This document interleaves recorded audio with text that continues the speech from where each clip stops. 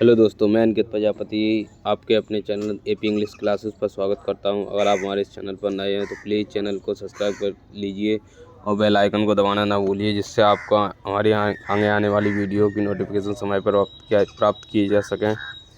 और इस चैनल पर हम आपको फुल पेपर एनालिसिस कराएंगे, 12th के और हाई स्कूल के पेपर के सॉल्यूशन पूल बेसिक से बताया जाएगा। सारी चीज़ें सॉल्यूशन कराया जाएगा, हिंदी और इंग्लिश में सॉल्यूशन कराया जाएगा पूरा। चलिए हम स्टार्ट करते हैं वीडियो को। आपने जो प्राप्त हुआ है वो अभी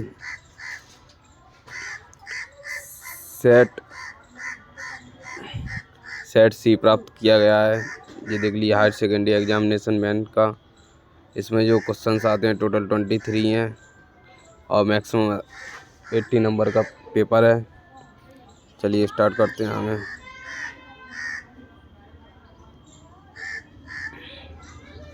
इसमें जो इसका पहले क्वेश्चन का जो आंसर है वो देखते हैं। इसमें जो पहला जो क्वेश्चन दिया है वो दिया है, मुझे भी किताब चाहिए, वाक्य में निपात शब्द क्या है।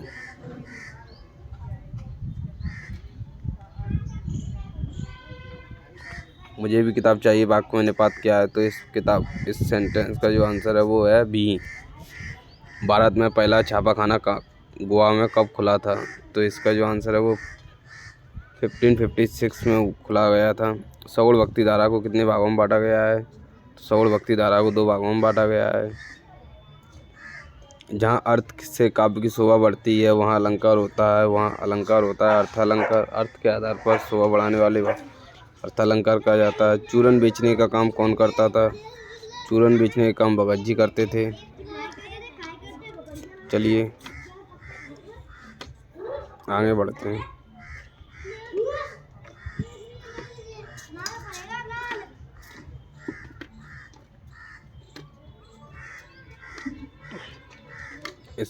इसमें जो आगे एक और क्वेश्चन है वो है, नवा सोंदेलगेकर मास्टर कौन सा विषय पढ़ाते थे। तो नवा सोंदेलगेकर मास्टर है वो मराठी भाषा का विषय पढ़ाते थे।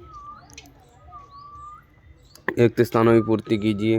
तो उचित शब्दों का कली मुक्ति बोध उपन्यास के रचनाकार कौन है। वो जैनेन्द्र कुमार हैं। रचना के आधार पर वाक्य को मुख्यतः भागों में बांटा गया। रचना के आधार पर वाक्य को 3 भागों में बांटा गया है। आनंद यादव का मन कहाँ जाने के लिए तड़पता था। आनंद यादव का मन पाठशाला में जाने के लिए तड़पता था। हिंदी में नेट पत्रकारिता की शुरुआत कब हुई थी। rediff.com से हुई थी। हिंदी में नेट पत्रकारिता की शुरुआत rediff.com के द्वारा हुई थी। कवि जगजीवन का भार लिए। इसका आंसर कवि जगजीवन का भार लिए फिरता है। जहाँ उपमेय को उपमान से श्रेष्ठ बताया जाए वहाँ अलंकार होता है, व्यतिरेक अलंकार होता है। चलिए आगे चलते हैं। चलिए अब इसमें क्वेश्चन नंबर 3 में सत्य असत्य दिए गए हैं, उसके बारे में जानते हैं। तो जो राखलदास बनर्जी है इसमें दिया गया, राखलदास बनर्जी 1922 में मोहनजोदड़ो आए थे। तो ये बात सत्य है। रेडियो श्रव्य माध्यम है, यस ये बात भी सत्य है। सूर्योदय होने पर ऊष्मा जादूगर टूटने लगता है, यस ये बात भी सत्य है। शब्द गुणों की संख्या होती है, सत्य 3 होती है। भक्तिन धर्मवीर भारती की रचना है, सत्य ये सत्य है, ये गलत है।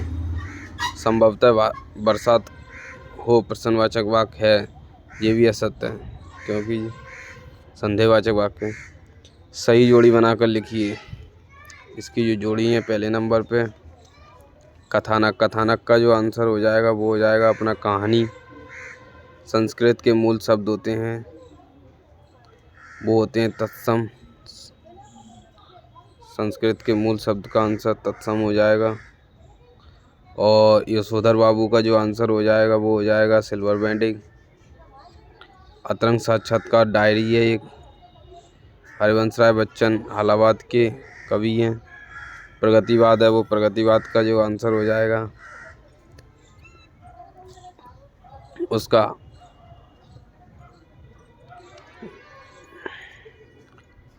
1936 हो जाएगा। प्रगतिवाद 1936 से स्टार्ट। यशोधरा एक खंड काव्य है। इसके बारे में। और जो अब इसके बाद आ जाता है अपना एक वाक्य में आंसर। जो एक वाक्य में आंसर है, एक वाक्य में उत्तर लिखिए, इसके बारे में देख लेते हैं। एक वाक्य में जो उत्तर हैं वो दिए गए हैं। सिंधु सभ्यता का सबसे बड़ा नगर कौन सा था? तो वो था मोहनजोदड़ो। आमतौर पर रेडियो नाटक की अवधि कितनी होती है? वो होती है 15 से 30 मिनट। यहाँ पे बता दिया गया है। और सूरज को सातवां घोड़ा किसकी रचना है? धर्मवीर भारती की रचना है ये। शांत रस के स्थायी भाव का जुगुप्सा है।